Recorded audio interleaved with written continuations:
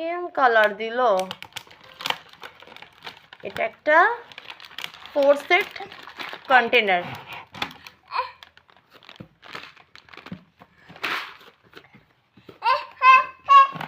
Open করো, তবে তো সবাই বুঝবে দেখে।